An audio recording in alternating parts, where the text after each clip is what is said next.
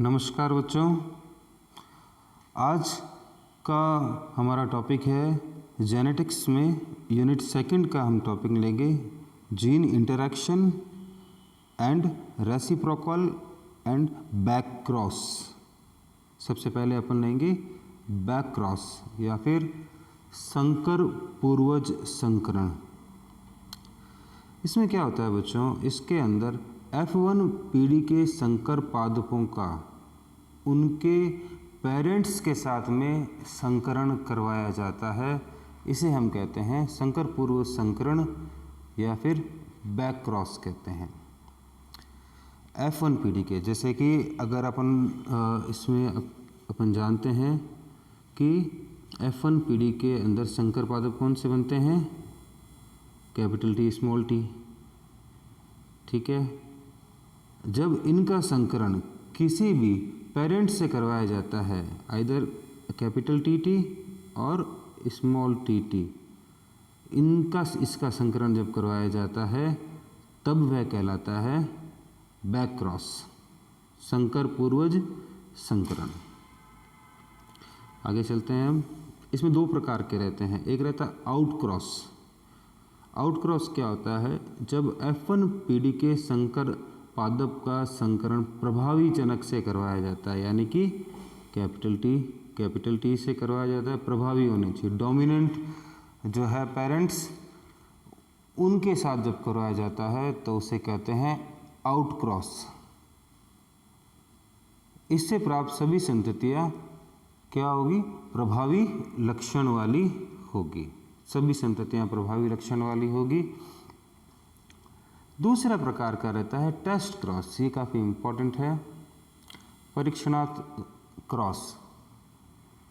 इसमें क्या होता है बच्चों कि F1 पीढ़ी के जो संकर पादप है उनका संकरण अप्रभावी जनक के साथ में कराया जाता है, रेसेसिव पेरेंट के साथ में करवाया जाता है, जिसको हम कहते हैं टेस्ट क्रॉस। इसके अंदर 50% संततियाँ बनती है प्रभावी लक्षण वाली और 50% संततियाँ बनती है अप्रभावी लक्षण वाली। यह संकरण एक्चुअल में टेस्ट क्रॉस किस लिए करवाया जाता है, जीनोटाइप का निर्धारण करने के लिए करवाया जाता है संकरण। अब देखिए कैसे होता है ये संकरण। दो प्रकार के रहते हैं, मोनोहाइब्रिड टेस्ट क्रॉस और दूसरा रहता है dihybrid test cross. Monohybrid test cross क्या है, मोनोहाइब्रिड टेस्ट क्रॉस के अंदर एक अपन फैक्टर लेते हैं, एक लक्षण एक समय में लेते हैं। ये है अप्रभावी जनक और ये है संकर, F1 संकर। इनके मध्य जब क्रॉस करवाया जाता है तो इसमें तो एक ही प्रकार के युग्मक बनेंगे अप्रभावी जनक के अंदर, जिसमें स्मॉल t ही होगा, जबकि F1 संकर में दो प्रकार के युग्मक बनेंगे, जिसमें अप्रभावी एवं प्रभावी दोनों ही प्रकार के पौधे या फिर युग्मक होंगे। जब इनका संकरण होगा आपस में तो रहेंगे 50% तरह होंगे लंबे और 50% पौधे होंगे बौने, यानी कि 50% होगा संकर पौधे और 50% होंगे प्योर बौने। बौने हमेशा प्योर ही होंगे, ये चीज़ ध्यान रखने वाली है, क्योंकि अगर एक भी डोमिनेंट अगर इसमें आ गया कारक तो वह लक्षण अपना शो कर देगा। तो इसका जो अनुपात आता है, एकल संकर टेस्ट क्रॉस का जो अनुपात आता है वह हमेशा 1:1 ही आता है, 1:1 रहता है। टेस्ट क्रॉस का जो अनुपात आता है, रेशियो आता है 1:1 है। काफ़ी इम्पोर्टेंट चीज़ है, कई सारे कंपटीशन एग्ज़ाम्स के अंदर यह पूछी जाती है।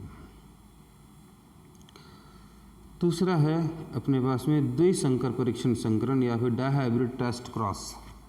डाईहाइब्रिड टेस्ट क्रॉस क्या होता है बच्चों, जिसमें दो लक्षण एक समय लिए जाते हैं, उनका जब क्रॉस करवाया जाता है रेसेसिव पेरेंट्स के साथ में, अप्रभावी जनक के साथ में करवाया जाता है तो 4 प्रकार की संतति प्राप्त होती है हमें, जो कि 1:1:1:1 के फॉर्म के अंदर होती है। अब देखिए इसमें संकरण करवाया गया है जिसमें 2 लक्षण लिए गए हैं, टी और आर, यानी कि लंबाई पौधे की और बीज का शेप लिया गया है।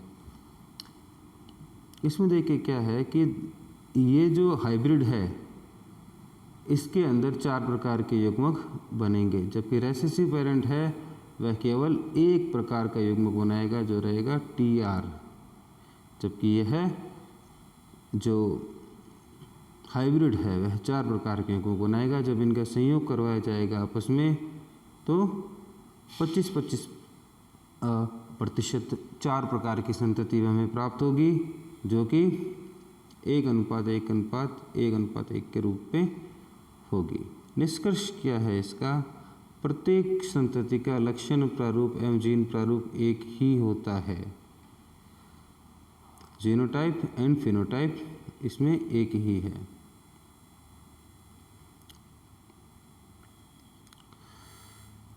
अब अपन बात करते हैं रेसिप्रोकल क्रॉस क्या होता है।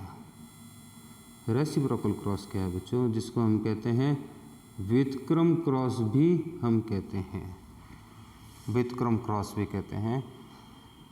रेसिप्रोकल क्रॉस का मतलब रहता है कि हम कोई भी जब संकरण करवाया जाता है तो उसमें से एक पौधा होता है मेल और दूसरा पौधा होता है फीमेल। एक मेल होता है, दूसरा फीमेल होता है। एक के हम लेते हैं परागकण और दूसरे का लेते हैं ओव्यूल। तो इसमें क्या रहता है कि रेसिप्रोकल का मतलब है व्युत्क्रम। जब एक एक्सपेरिमेंट अपन ने किया फीमेल जो है प्लांट लेके और ये मेल प्लांट लेके, और दूसरा भी एक्सपेरिमेंट किया अपन ने, ठीक है। इसमें अपन ने पौधा लिया, लंबा फीमेल लिया और छोटा मेल लिया, तो भी सभी लंबे थे।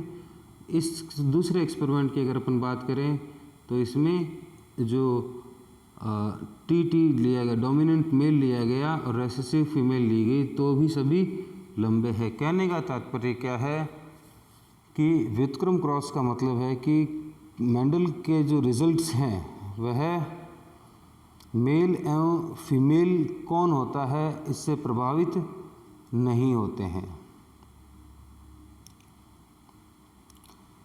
क्योंकि मेंडल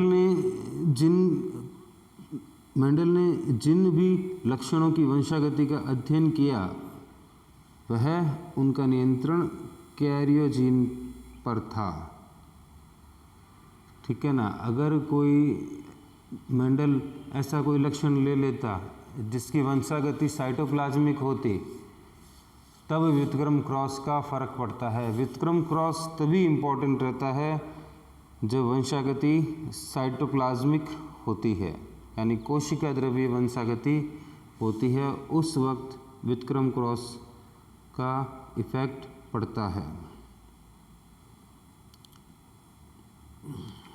अब आता है अपने जीन की अन्योन्य क्रियाएं।